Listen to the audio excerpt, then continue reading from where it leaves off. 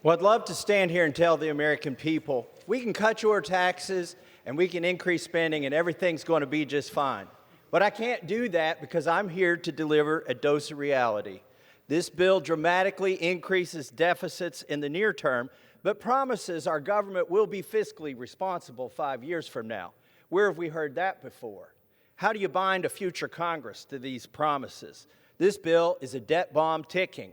Mr. Speaker, we're not rearranging deck chairs on the Titanic tonight. We're putting coal in the boiler and setting a course for the iceberg. If something is beautiful, you don't do it after midnight. I oppose this bill. Gentleman's time has expired. After a long night of very intense debate on the House floor, lawmakers have finally passed President Trump's sweeping tax and spending cuts bill. That was in the House. Now it goes to the Senate. Republicans in the House unveiled a slew of changes to the massive legislation to win over several GOP holdouts. But they didn't convince everyone.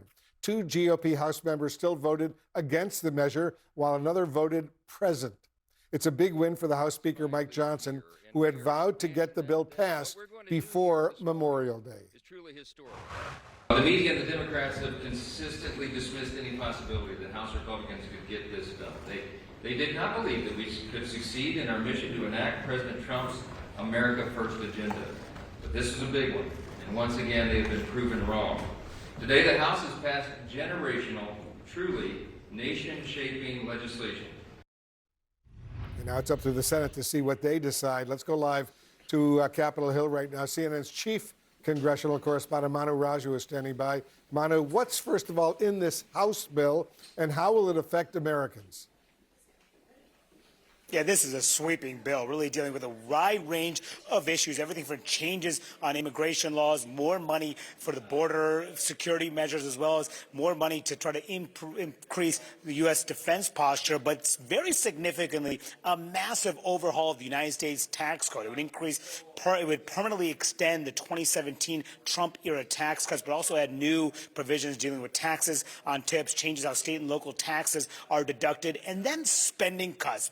Major spending cuts to domestic programs, including on issues like food stamps, as new work requirements for those food stamp benefits, new work requirements for Medicaid benefit recipients as well that would kick in at the end of 2026. A whole slew of changes that actually did not go far enough for a number of those hardline members who wanted much more in terms of spending cuts. They were concerned, Wolf, about the deficit impacts from this proposal. In fact, this proposal is expected to increase the deficit by nearly $4 trillion over the next several years. That is according to the nonpartisan Congressional Budget Office. And that was what a number of these hardline members had said to me going into the vote, said that they could not support something like this. But they ultimately changed their mind because under pressure from Donald Trump and from the Speaker of the House and facing this vote, they decided that they were going to accept what they ultimately could get in the bill and accept the fact that they couldn't get everything.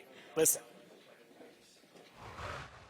We have been focused on this moment for a long time, and I think that there's a moment where you just kind of take a collective pause and say, we've accomplished a lot.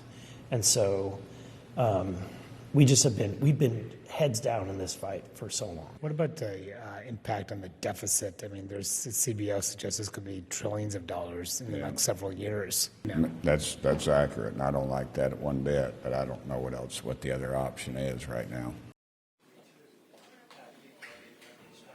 So where does this go from here? That is the question facing Republicans, because now it had passed the House by the narrowest of margins. The United States Senate will have its turn to move ahead. Republican senators have their own ideas. Some of them are concerned about those cuts on Medicaid. Some of them are concerned about how it's dealing with so-called green energy tax credits. It would phase out a lot of those green energy tax credits that were enacted under the Inflation Reduction Act. That has caused actually ample concern from some members who are worried about the impacts in their states and their districts. Look for Republicans to try to change that as well. So how does this ultimately play out? It remains to be seen, because Republicans plan to change it. Can they get the votes out of the Senate? There's still concerns on the Senate side about how all this is dealt with, and then they have to kick it back to the House for final approval. So there's some time left here, but no doubt about it, a big win for the Speaker, a big win for the President in getting the first major step done after days and weeks of painstaking negotiations.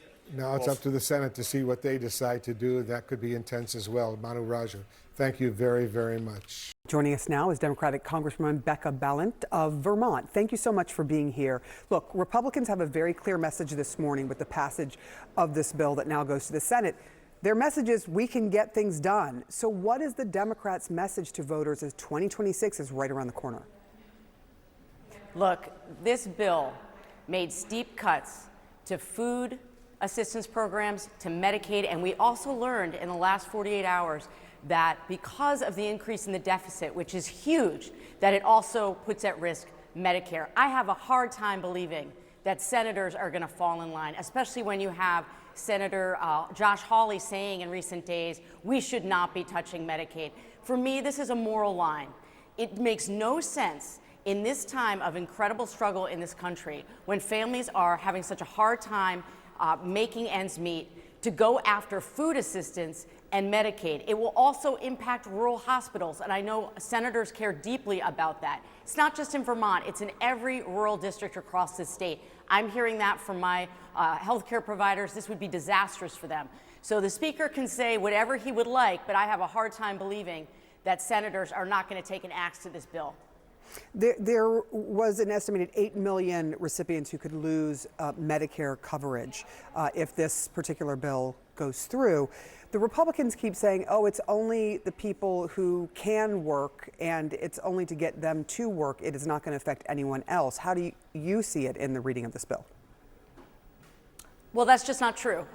We know it's not true. We've seen the scores. The nonpartisan Congressional Budget Office has laid it out for us. It's absolutely not true that it's only the people, they say, who aren't working. And let's be clear, it's not just the cuts directly to Medicaid. It is also the fact that they are not continuing the provisions that would allow people who got insurance because of Obamacare to continue that insurance.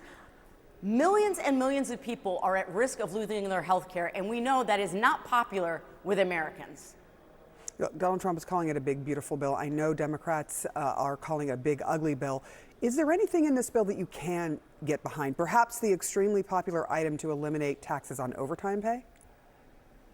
Look, the no tax on tips provision was already passed in the Senate as a standalone bill. And so I actually think it's the wrong question to ask whether is there anything in there that I could agree with. This was not a compromise bill. This was a Republican bill from beginning to end. It was shoved through the House in the middle of the night. I was up last night making a forced speech at 3 in the morning, and our budget committee met in the middle of the night on Sunday night. It was pushed through. It was not a compromise bill. And for me, there's a moral line here. You do not cut food assistance and Medicaid and risk Medicare to deliver tax relief to people who don't need it, tax relief for the wealthiest among us. The argument is that it extends the 2017 tax relief, which did, help some families. I mean, what do you say to people who say, well, I mean, I don't want my taxes to increase? So let's talk about that. What if we were to come together and pass a tax bill that was directed at the working people of this country and the middle class people of this country and allow the billionaires to do just fine the way they are without giving them an additional handout? It is not true to say that this is giving a lot of money to the poorest among us. This would amount to $1 a day in tax relief. And if you make under $20,000, you're going to see in the combination of your wages and your benefits being cut, this is going to be a loss to you and your family.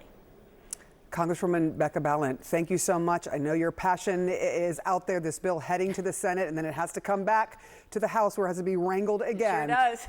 We will see what happens. That is the process, and I know you know it very well, and we'll probably have you back talking about it back then. Thank you so much. Appreciate it.